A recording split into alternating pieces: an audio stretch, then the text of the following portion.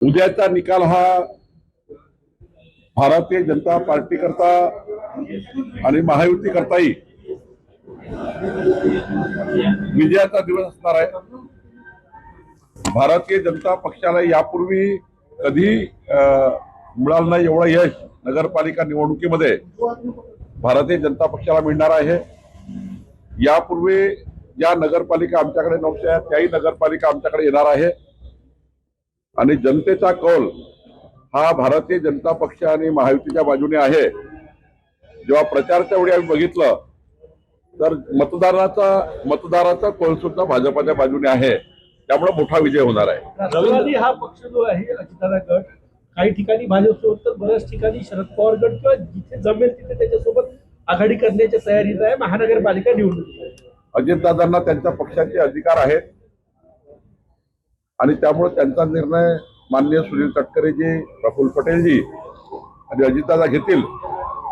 मला वाटतं की महायुती आम्ही करतोच आहे, पण ज्या ठिकाणी खूप जास्त कार्यकर्ते आहेत सर्व पक्ष मिळून, त्यामुळे तेवढ्या सीटमध्ये ते पूर्ण होऊ शकत नाही, लढू शकत नाही।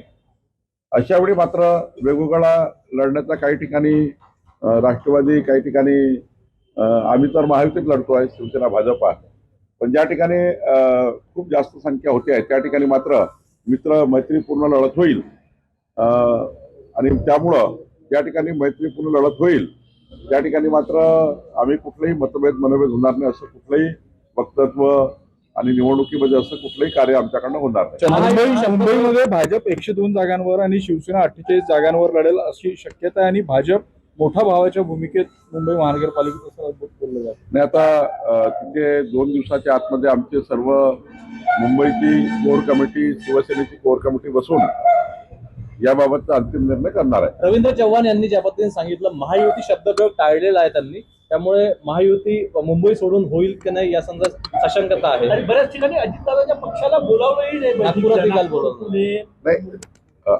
पहिल्या टप्प्यामध्ये शिवसेना भाजपा आम्ही त्या ठिकाणी एकत्रितपणे आमचे कोर कमिटीचे मेंबर प्रत्येक महानगरपालिकेला बसतायत, चर्चा करतायत।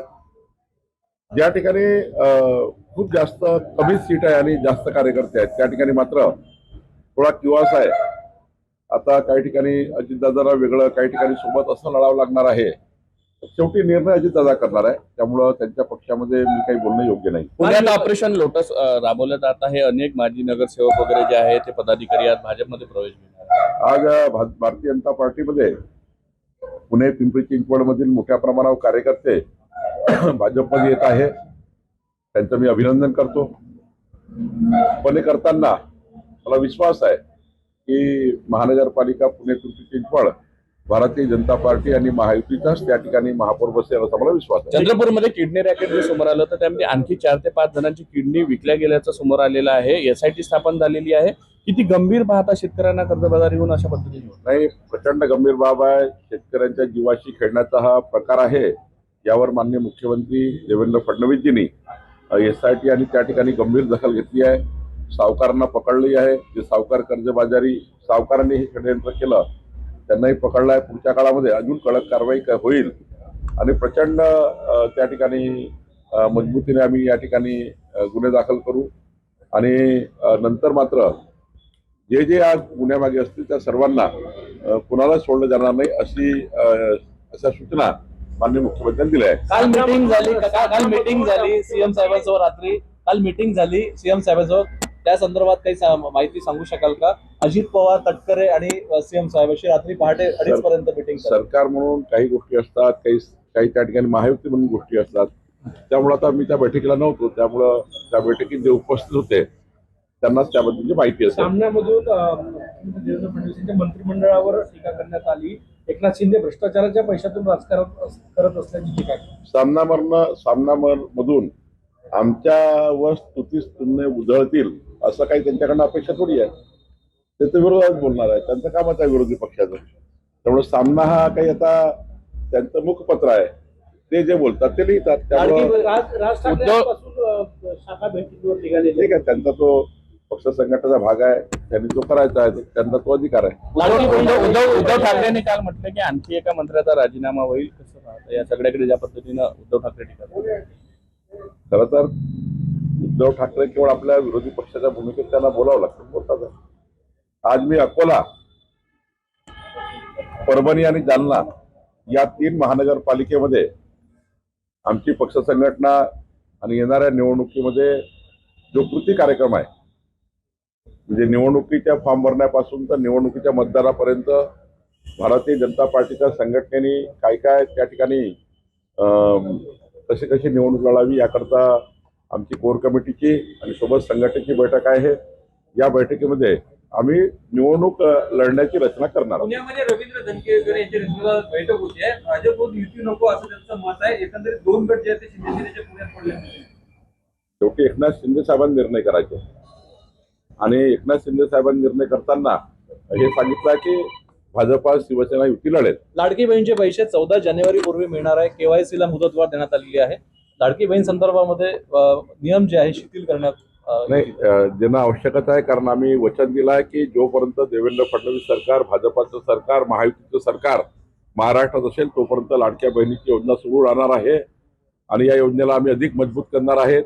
वेगवेगळ्या केंद्राच्या राज्याच्या योजनेला याला जोडणार आहे. त्यामुळे लाडक्या बहिणीची योजना अधिक मजबूत करून या योजनेला प्रचंड त्या ठिकाणी चांगल्या पद्धतीने आम्ही राबवणार आहे. त्यामुळे सरकार ने काही नियम शिथिल केले हैं. जी राम जी बिल पर खड़गे जी ने कहा है कि माँ की कसम यह बिल गरीबों के लिए अच्छा नहीं है। खड़गे जी से क्या अपेक्षा करेंगे? मोदी जी की सरकार जो जो अच्छा करेगी उसके खिलाफ ये लोग रहते हैं, तो उनका बहुत ज्यादा सीरियस मत लीजिए. ठाकरे ब्रँड ऐसा है कि ठाकरे 97 लाख मतदाताओं के नाम हटाए गए। तो एसआईआर इसीलिए है, डुप्लीकेट नाम हटाने के लिए, घुसपैठियों के नाम हटाने के लिए, इस देश के जो रहने वाले लोग नहीं उनका नाम हटाने के लिए. देखिए, हमारी मतदार यादियों को दुरुस्त करना, उसका 2 नाम 3 नाम 4 नाम है उसको दुरुस्त करना ये काम है चुनाव आयोग का. चुनाव आयोग काम कर रहा है, तो जो गलत है उसको तो निकालेंगे. महानगरपालिका निवडणुकीसाठी भाजपची तयारी जोरात सुरू आहे. कुठले मुद्दे घेऊन तुम्ही मतदारांपुढे जातायत काय सांगा? माननीय पंतप्रधान नरेंद्र मोदीचं सरकार, माननीय मुख्यमंत्री देवेंद्र फडणवीसचं सरकार, डबल इंजिन सरकारच महानगराचा विकास करू शकतं आणि महानगराचं डेव्हलपमेंट करण्याकरता जो त्या ठिकाणी 2047 पर्यंत विकसित शहर करण्याकरता जो डेव्हलपमेंट प्लॅन तयार करायचा आहे, तो डेव्हलपमेंट प्लॅन तयार करण्याची जबाबदारी आता येणाऱ्या नगरपालिकेवर असणार आहे, महानगरपालिकेवर असणार आहे. त्यामुळं डबल इंजिन सरकार आणि खालचं महानगरपालिकेचा महायुतीचा महापौर असं तिघही मिळून विकासाचा संकल्प आम्ही केला आहे. मला विश्वास आहे की आमचं जे भारतीय जनता पार्टी महायुतीचे महापौर निवडून आल्यावर देवेंद्रजीच्या सरकारकडनं आम्ही चांगल्या पद्धतीने डेव्हलपमेंट करू, विकसित शहर करण्यासाठी सर्व प्रकारच्या योजना आम्ही करू. ठाकरे ब्रँड संदर्भामध्ये एक पाहिलं आपण दोन्ही भाऊ एकत्र येतील असं सांगितलं जात आहे आणि मुंबईमध्ये मुस्लिम मत जे आहेत त्याच्यावरती लक्ष द्यायचं आहे. त्यांना काय करायचं ते करू द्या, आम्ही 51% मतं घेऊन जिंकू.